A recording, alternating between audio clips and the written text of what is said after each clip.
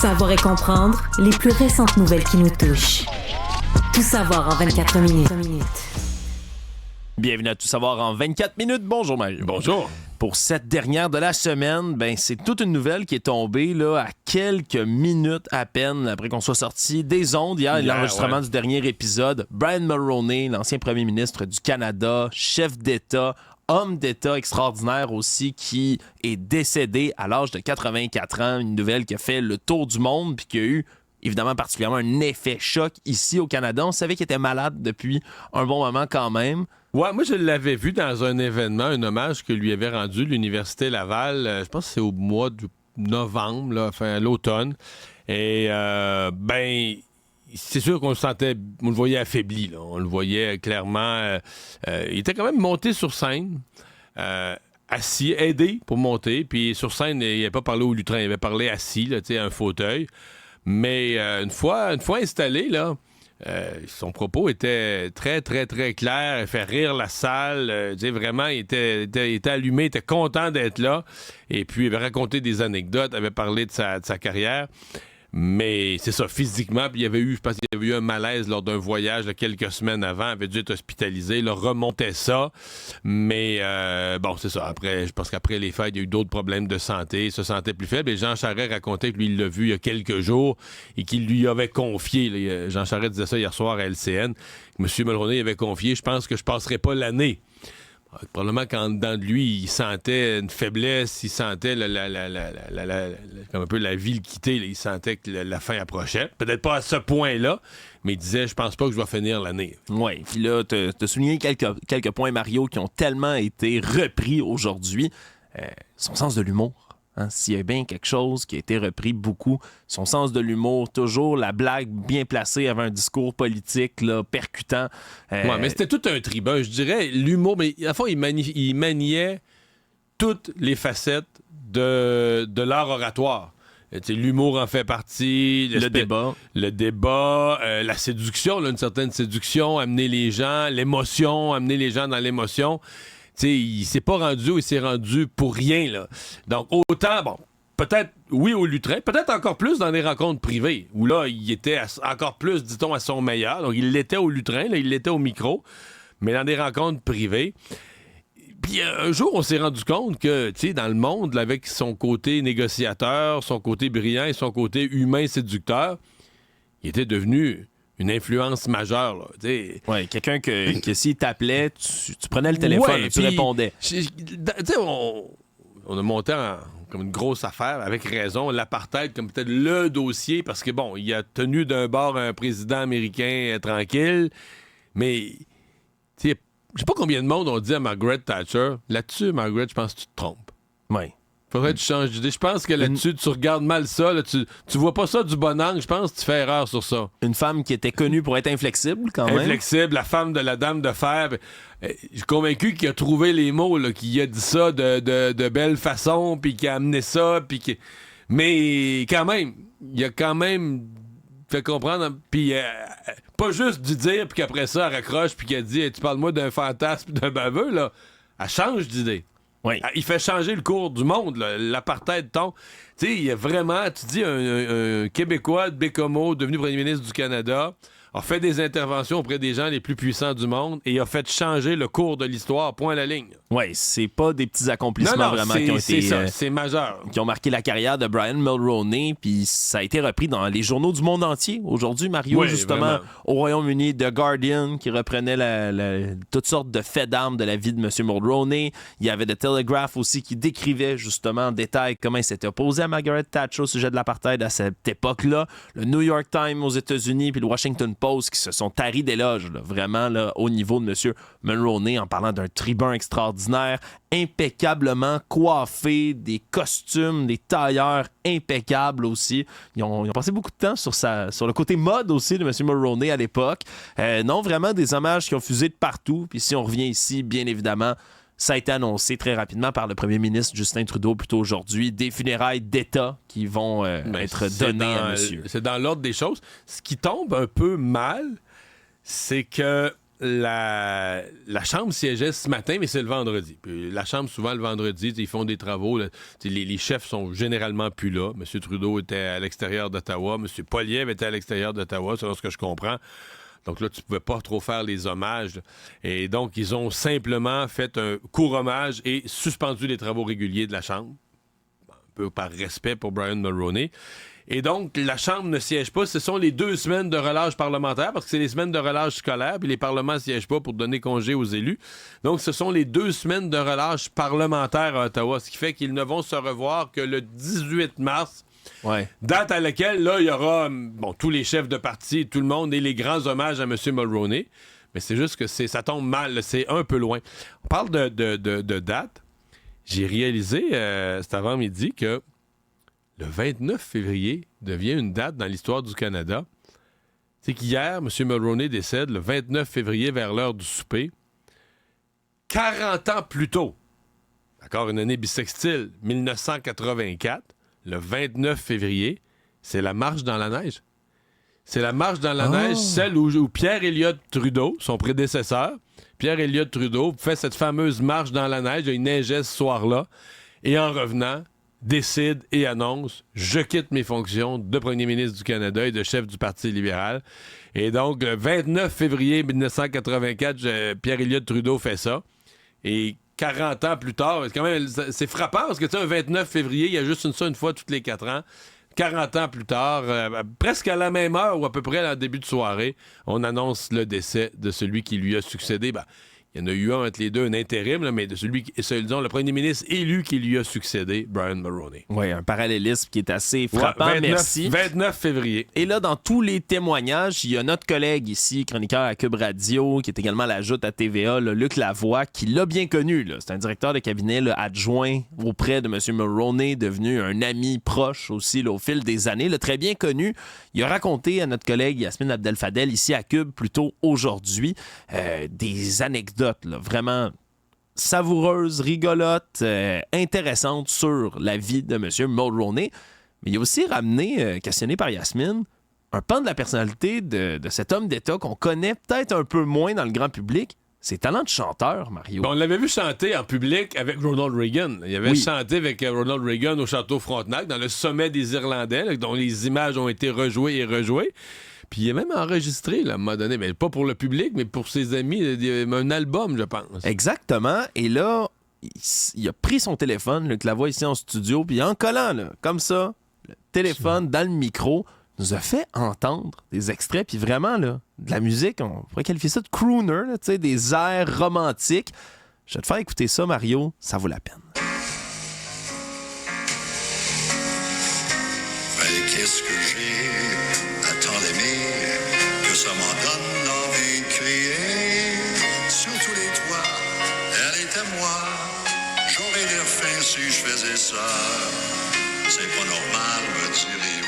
En français, en anglais. Accompagné au piano. Oui, exactement. C'est vraiment une belle voix. C'est surprenant à entendre. Donc, ça faisait partie des anecdotes que Luc Lavoie nous a relatées plus tôt aujourd'hui en disant que c'est une confidence que M. Mulroney lui avait fait. S'il ne s'était pas lancé en politique, il aurait aimé être chanteur dans un nightclub. Donc, voilà, c'est une autre belle note sur... On aurait perdu quelque chose en politique. On aurait perdu quelque chose en politique. C'est une belle manière de le dire, Mario.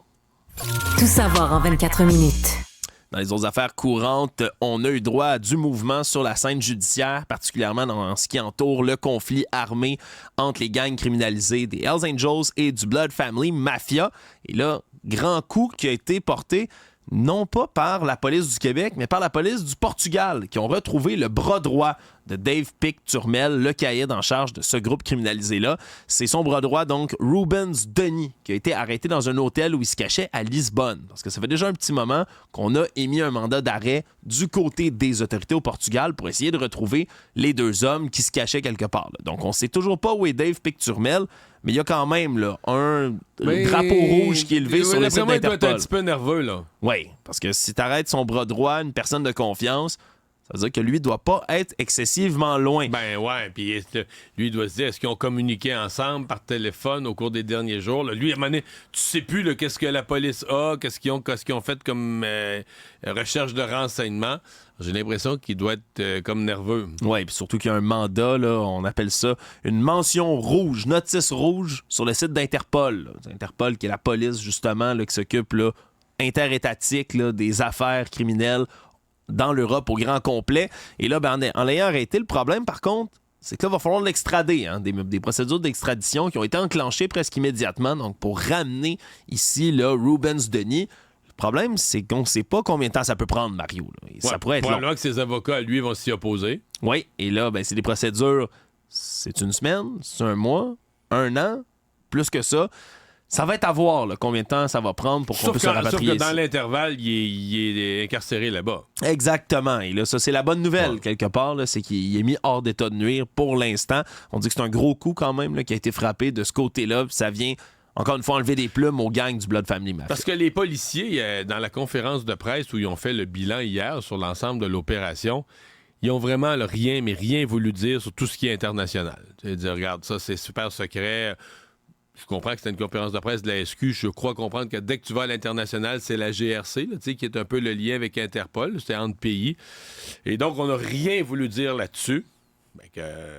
On a une arrestation le lendemain. Ça veut dire, ils n'ont rien voulu dire. C'est pas parce qu'il se fait rien. Là. Il y a des mandats côté Interpol. Il y a des choses qui sont en cours. Oui, c'est certain que sur ce dossier-là, Mario, du Blood Family Mafia, on peut pas dire que la police là, s'est croisé les bras là-dessus. Non, il y a beaucoup de résultats. Il y a eu de l'action depuis une semaine. Tout savoir en 24 minutes. Avec toute l'actualité qui est frénétique, on a presque oublié qu'hier, c'était le jugement sur la loi 21 qui est tombé, qui a donné raison, je le rappelle, au Québec sur toute la ligne, même rétabli donc les mesures aux commissions scolaires anglophones. Et là, on a eu toutes sortes de réactions politiques qui ont donné le ton depuis hier. Et François Legault, le premier ministre, est revenu encore une fois, a été questionné à nouveau. Parce qu'il n'avait pas vraiment pris les questions des journalistes hier. C'était contenté de faire un court point de presse, avait expliqué que c'est une grande victoire pour le Québec. Mais revenu en parlant cette fois-ci de manque de respect du gouvernement Trudeau de vouloir continuer à poursuivre sa contestation de la loi sur la laïcité de l'État, donc la loi 21. Est-ce que c'est un manque de respect? Est-ce que là, on est dans la... Moi, je suis d'accord avec... Moi, j'avoue qu'hier, j'ai été choqué. C'est un manque de respect. Justin Trudeau avait annoncé déjà, là, avant même, il s'est fait réélire en ayant annoncé qu'il allait, s'il y avait une contestation à la Cour suprême, y participer et envoyer ses avocats. Moi, ce que j'ai trouvé horrible, c'est qu'hier, le ministre de la Justice du Canada... Pensons-y 2 instants. T'es ministre de la Justice du Canada. Oui. La Cour d'appel du Québec, je comprends que tu as la Cour suprême qui est ton plus gros tribunal dans le pays, là, mais les cours d'appel des provinces, c'est ce qu'il y a juste en bas. C'est top 2. Là. Fait qu'à la limite, la plus grosse province, ce serait l'Ontario, avec le 2e tribunal, on pourrait dire en nombre, en grosseur, là, c'est la Cour d'appel de l'Ontario, puis après ça, c'est la Cour d'appel du Québec. Bon. La Cour d'appel du Québec se prononce, puis fait un jugement de 300 pages. Que tous les juristes qui ont lu, là, moi je peux pas juger, mais les profs de droit constitutionnel disent « Wow! C'est solide, argumenté, fouillé. » Ils ont travaillé 1 an là, pour rédiger un jugement de 300 pages. Est-ce que c'est logique que le ministre de la Justice du Canada soit déjà en train de parler d'un appel à la Cour suprême comme d'un automatisme? Excuse, man, l'appel, là, c'est pas automatique. T'es supposé lire le jugement. Toi, je comprends qu'un simple citoyen frustré peut dire « Ah, moi, m'aller en appel. » Mais le ministre de la Justice du pays, oui. Il serait pas censé lui dire « Bon, ben, je vais prendre connaissance de ce jugement, voir ce que les juges... Je suis ministre de la Justice, là, les juges, là, qu'est-ce qu'ils disent dans le jugement? » Ces gens qui travaillent sous moi, dans mon ministère, dans des postes prestigieux. Ouais, ben, c'est pas son ministère, c'est un peu un bras parallèle, mais quand même, c'est ça quand même. Ils travaillent pour la société dans le ministère de la Justice. Alors, qu'est-ce qu'ils ont dit, les juges de la Cour d'appel? Je vais aller lire ça, voir est-ce qu'il y a motif d'appel, est-ce que... Fait que j'ai trouvé que ça faisait très... peu de respect pour les juges, très politique. Nous autres, on est contre le Québec, on est contre la loi sur la laïcité. Puis peu importe ce qui est dans le jugement, si quelqu'un veut contester, nous autres, on va lancer nos avocats dans l'arène. J'ai pas aimé ça du tout et je suis assez d'accord avec François Legault que c'est un manque de respect. Même si, au fond, on le sait là, que Justin Trudeau il est contre ça, ben, je suis quasiment à dire, au moins, fais semblant. Mettons que t'es convaincu que tu vas le contester pareil. Fais au moins semblant d'avoir du respect pour les juges qui viennent de te rédiger 300 pages. Là. 3 juges, 300 pages de contenu bien argumenté. Tu lis même pas ça. Tu te dis, ah non, ce jugement-là, il fait pas notre affaire. Là. On conteste, on est prêt pour la contestation. J'ai trouvé ça loufoque. Savoir et comprendre, tout savoir en 24 minutes. Il y a un départ également hier qui est passé un peu sous le radar puis qui a fait des remous aujourd'hui. C'est Jocelyn Thibault qui quitte son poste 2 ans et demi seulement après être devenu l'homme à la tête de Hockey Québec, une organisation qui avait des problèmes à l'arrivée de M. Thibault. On évoquait déjà à l'époque un climat toxique à l'interne, qu'on avait de la difficulté à s'entendre avec tous les bras régionaux de la fédération. Ouais. Plus, il y a des problèmes dans le hockey lui-même, avec les arbitres, les arénas, le comportement. Il y a toute une série de problèmes latents. Oui, on s'entend qu'on est à une époque qu'on pourrait qualifier de re-questionnement pour ce qui est du hockey, de comment ça se joue, hockey, mais surtout comment on le vit à l'interne dans le sport. Puis le climat toxique, comme tu le dis. Et là, Jocelyn Thibault qui part, ça a été mal reçu, faut le dire, par bien des acteurs, dont, entre autres, Claude Fortin, qui est le président du conseil d'administration de la Fédération de Hockey Québec, qui est sorti en entrevue un peu plus tôt aujourd'hui pour décrier le fait que M. Thibault, malheureusement, s'en va, que ça le surprend pas, parce que dès son entrée, semble-t-il que Jocelyn Thibault aurait dit que lui, si il y avait des décisions qui faisaient pas son affaire, s'il y avait des propos qui étaient tenus qui ne le rejoignaient pas, mais qui étaient prêts à prendre ses affaires puis à quitter. Puis c'est la confrontation, les branches réfractaires, vraiment, régionales, qui n'aimaient pas perdre une espèce de pouvoir au profit de la centralisation qu'est Hockey Québec, qui aurait créé de la confrontation puis fait partir un peu Jocelyn Thibault. Puis c'est certain que là, même si on s'entend, Stéphane Auger qui va venir le remplacer, c'est un homme qui semble plein de compétences pour venir faire la chose. Ancien arbitre de la Ligue nationale de hockey, effectivement, qui commente parfois à TVA Sport des décisions d'arbitrage, justement. Mais lui risque d'être peut-être plus dans la confrontation, c'est ce que semblait dire Claude Fortin, mais on a quand même tout un mandat devant lui. Oui, mais j'ai quand même été heurté et un peu attristé parce que je l'avais interviewé, moi, M. Thibault, Jocelyn Thibault, à l'époque, quand il est arrivé. Puis il était tout feu, tout flamme. Là. Il voulait changer les choses, voulait améliorer le hockey, il voulait le bien des jeunes. Puis quand je lui reparle ce matin à LCN, tu dis, OK, c'est comme tu vois un gars qui a pogné un nœud, qui a pogné un mur. Là. Ouais. Et il y a quelque chose de malheureux. Tu dis, bon, il voulait vraiment améliorer le hockey. Bon, puis il parle d'espèces de petites chasses gardées de certaines régions qui sont gérées comme des royaumes par des gens qui veulent rien entendre. Bon, des mentalités peut-être un peu dépassées à travers ça. Donc, je sais pas, peut-être qu'il n'y a pas, peut-être qu'il n'y a pas l'expérience, le doigté d'un Brian Mulroney pour faire passer ses affaires, mais en tout cas, il y avait certainement la bonne volonté, lui, de faire des choses. Et cette bonne volonté-là, c'est, pour une raison ou pour une autre, c'est heurté à une résistance. Donc, c'est malheureux. Actualité. Dans les affaires judiciaires, on a souvent parlé dans les dernières années, avec la réforme du droit qui se fait au niveau, entre autres, des crimes sexuels. On a beaucoup modifié les manières de faire dans le système, puis on a martelé un message. Il n'est jamais trop tard pour poursuivre quelqu'un qui a commis une agression, puis on a un cas en justice qui représente parfaitement tout ça, Mario. Un homme de 87 ans qui vient de se faire condamner à 24 mois, 2 ans de prison pour avoir commis des abus sexuels à répétition envers son plus jeune frère, mais il y a 65 ans de ça, Mario. 65 donc il avait 20 ans. 22 ans. Exactement. On dit que lui était en début vingtaine, puis il y avait son frère, donc, qui était beaucoup plus jeune que lui. Ça a commencé quand il avait 9 ans, en 1958. Et là, devait dormir dans le même lit que son petit frère, prenait soin de lui parce que leur mère était très malade, semble-t-il. Et là, commettait des attouchements, on parle de 2 à 3 fois semaine pendant une période de 16 à 24 mois. C'est au-dessus de 300 attouchements qui auraient été commis par son frère, donc durant cette période-là, qui ont été calculés par la couronne. Et on a décidé d'imposer une prison ferme. Le poursuivant est un homme dans les 70 ans. Là. Il a 75 ans. Aujourd'hui, 75 ans, la victime qui a éclaté en sanglots aujourd'hui, questionnée à la fin de l'audience, justement. Et lui qui expliquait que ça a divisé sa famille parce que des années plus tard, en 2019, il a finalement pris son courage à 2 mains, puis après des décennies de silence, a décidé de dénoncer son frère, a écrit une lettre à ses proches, et on a, au terme de 5 longues années de procès, finalement rendu justice, puis le juge l'a bien expliqué. Hein. Lui, c'est vraiment de la prison ferme, 2 ans, qui a imposé à un homme de 87 ans, là, je le rappelle quand même, d'un âge vénérable, mais qui prend le chemin du pénitencier quand même au travers de tout ça. Et donc, Tout savoir en 24. On a vraiment, bien évidemment, un jugement qui est rendu. Il n'est jamais trop tard pour dénoncer les abus sexuels. C'est un peu le message qui est passé dans cette drôle de cause. 65 ans plus tard, c'est quand même un cas extrême. Là. Ouais. C'est un cas assez spécial. Économie.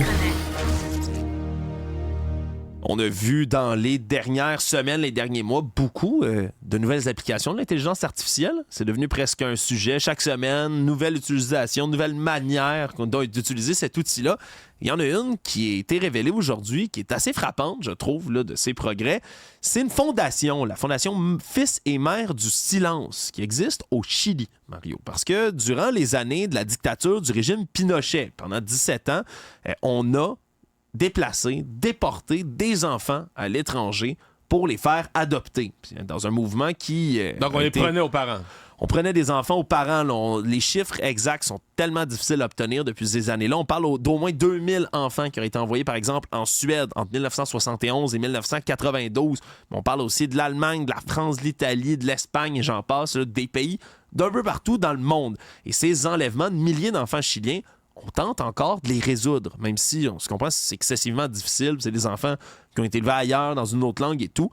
Mais pour faire ça, on utilise maintenant l'intelligence artificielle. Depuis 2018, on est sur le cas du côté de la justice chilienne. On veut tenter de retrouver ces enfants-là. Et là, on a pris des photos des parents. Dans quel cas, des fois, c'est des parents qui sont décédés dans les dernières années, mais quand même. Et à partir des photos des parents, on utilise l'intelligence artificielle pour tenter de créer une photo faite à l'ordinateur d'à quoi l'enfant pourrait ressembler. Là. Juste avec le profil génétique, Mario, puis les détails du visage. Et là, on a créé ces photos-là, puis on les distribue dans toutes sortes de langues, dans tous les pays où il y a des enfants qui ont été déportés de cette manière-là, pour essayer, là, avoir l'espoir que quelqu'un se reconnaisse, si on veut, dans une de ces images-là, puis tente de rentrer en contact avec les parents qui se trouvent toujours au Chili. Je trouve que c'est encore une fois la puissance de l'IA à l'ouvrage. Mais tu sais, les exemples de puissance de l'intelligence artificielle, puis là, je suis du côté positif, parce que je suis bien conscient qu'il y a des dangers aussi, mais il y a un côté où, tu sais, je sais pas qu'est-ce qu'on va pouvoir répondre à ceux qui disent, là, faudrait tout arrêter, tout mettre sur pause, comme pour faire des colloques puis des réflexions, mais... Tu sais, cette semaine, on avait, exemple, les gens de TÉLUQ, l'université, Téléuniversité au Québec, qui disaient, là, on commence à mettre des expériences, nos étudiants, là, ils ont des espèces de tuteurs en ligne, là, un robot conversationnel, tu lui poses des questions sur certaines, tu sais, des questions qui sont souvent posées sur des cours, on peut aller chercher dans le livre ou dans le plan de cours les réponses, mais la vitesse avec laquelle ça arrive, tu te dis, non, mais c'est un train qui s'en vient, là, dans tous les domaines, donc... Il n'y a personne qui peut arrêter 6 mois pour dire on met tout ça sur la glace, on fait des colloques. Donc, il va falloir toutes les garde-fous. Il va falloir les installer. C'est le principe de construire l'avion en vol. Il va falloir installer les garde-fous, mais il n'y a pas une telle chose qu'on arrête tout ça pendant 6 mois, 1 an, parce que là, on n'a pas de garde-fous, il faudra en mettre. Il va falloir les installer au fur et à mesure parce que, je sais pas, moi, je lis tous les jours là, une nouvelle sphère, une nouvelle possibilité. Comme dans tous les domaines, les gens voient comme là, retrouver des enfants, mais on voit le potentiel de ce qui était impossible parce que ce serait des millions de vérifications à faire. Puis tu dis, humainement, tu pourras pas y arriver, mais l'intelligence artificielle est tellement rapide qu'elle peut y arriver. Absolument. Le monde. Quel courage, Mario, quel courage pour des milliers et des milliers de Russes qui se sont déplacés aujourd'hui pour assister aux obsèques d'Alexeï Navalny, cet opposant au régime de Vladimir Poutine qui a été, je cherche les mots, Mario, retrouvé mort et décédé il y a eu un malaise accidentellement, un malaise grave. On se comprend, qui est décédé de la main du régime de Vladimir Poutine, c'est ce qui est présumé pour l'instant, dans une colonie pénitentiaire, très loin dans l'Arctique russe. Et là, après avoir fait toutes sortes de tractions du côté de ses parents, de sa famille et de ses proches pour ravoir le corps, finalement, on a pu l'exposer comme la tradition orthodoxe le veut, donc à cercueil ouvert. Et c'est des milliers de personnes. Couvert de fleurs, d'ailleurs. Un cercueil, il était comme couvert de fleurs. Là. Exactement. Et des milliers de personnes qui se sont déplacées, même si c'était interdit. C'est pour ça que je dis que c'est quel courage, qui se sont déplacés pour rendre un dernier hommage, pour continuer à scander des slogans anti-guerre, anti-Poutine. On parle là, de 91 arrestations minimum dans 19 villes différentes, 14 arrestations dans la capitale russe, Moscou. c'est tout un déplacement quand même. Mais la conjointe, je vais dire la veuve maintenant d'Alexeï Navalny, avait dit craindre qu'il y ait des arrestations là, en parallèle des funérailles. Voilà, c'est chose faite, Mario, mais il y a des Russes qui ont trouvé le courage quand même de sortir dans la rue, même si c'est interdit, pour rendre un dernier hommage à Alexeï Navalny. Résumer l'actualité en 24 minutes, c'est mission accomplie.